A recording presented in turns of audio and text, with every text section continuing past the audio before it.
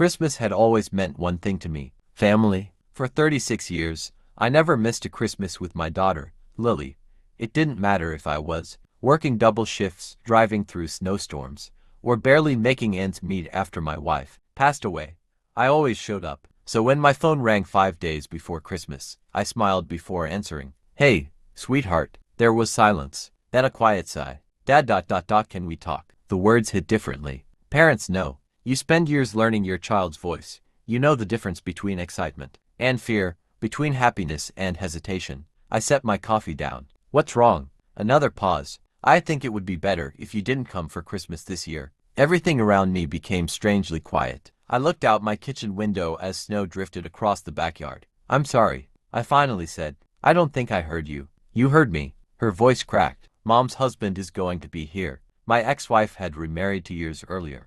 His name was Richard. Successful, confident, always perfectly dressed. He wasn't a bad man, at least not from what I'd seen, but he had a way of making every room revolve around him. "We're trying to make him feel like family," Lily continued. "Awkward, awkward." I repeated the word in my head. 36 Christmases, hundreds of bedtime stories, thousands of school pickups, countless birthdays, reduced to one word: awkward. I forced a smile she couldn't see. "I understand." "No, Dad, you don't have to explain. If you come, it'll just be." She started crying. "I'll call you after Christmas." The line went dead. For the first time in my life, I had nowhere to go on Christmas Eve. The house felt enormous. Every ornament on the tree reminded me of another year. The little paper angel Lily made in 2nd grade, the crooked wooden star we'd carved together, the faded stocking with my name stitched by my late wife. Memories filled every corner, yet somehow the house had never felt emptier. My neighbor, Mrs. Alvarez,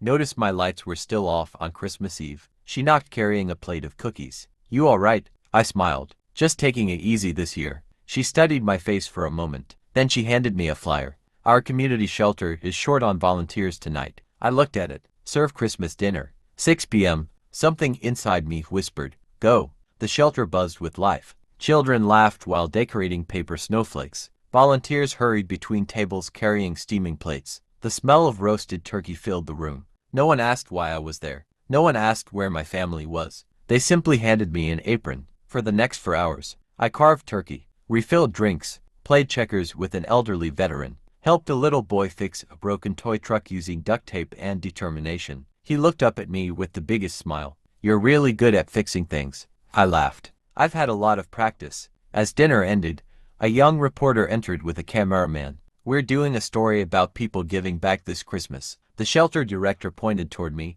"Him?" I shook my head. "No, thank you." But she insisted. "He showed up alone and never stopped helping." The reporter smiled. "Sir, what's your name?" "Thomas." "Why did you spend Christmas Eve serving strangers?" I looked around the room, at families sharing food, at children laughing, at volunteers hugging people they'd never met before. Then I answered, "Because nobody deserves to feel forgotten on Christmas." The cameraman lowered his lens for a moment. Even he looked emotional. Across town, Lily sat in a beautifully decorated dining room. Crystal glasses sparkled beneath warm lights. Christmas music played softly. Richard laughed loudly as he carved the turkey. Everything looked perfect, but nothing felt right. She kept checking her phone. No messages, no calls. She wondered what I was doing, whether I'd eaten, whether I'd spent Christmas alone. Then the television switched to the local news. Tonight, the anchor announced, "Making Christmas brighter." The screen changed. There I was, wearing a simple volunteer apron,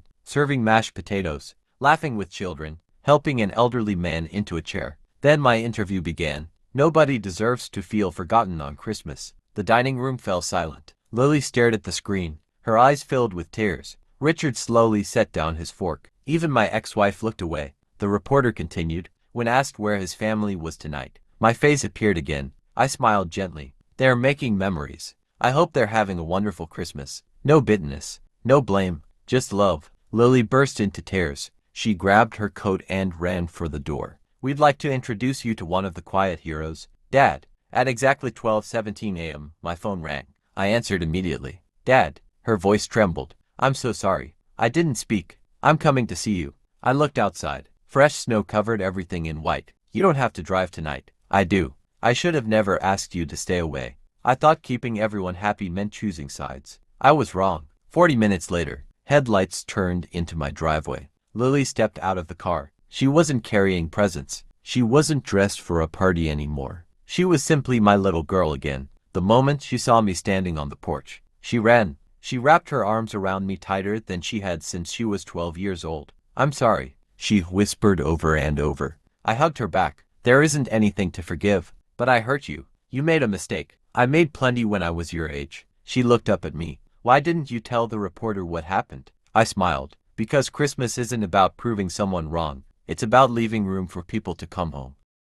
She cried even harder. The snow continued falling around us. No cameras, no applause, no dramatic music, just a father and his daughter finding their way back to each other. That Christmas didn't become my favorite because everything went according to plan. It became my favorite because it reminded me of something I'd almost forgotten. Love doesn't keep score. It keeps the door open. And sometimes, the greatest gift you'll ever receive is hearing a knock on that door after you thought no one was coming.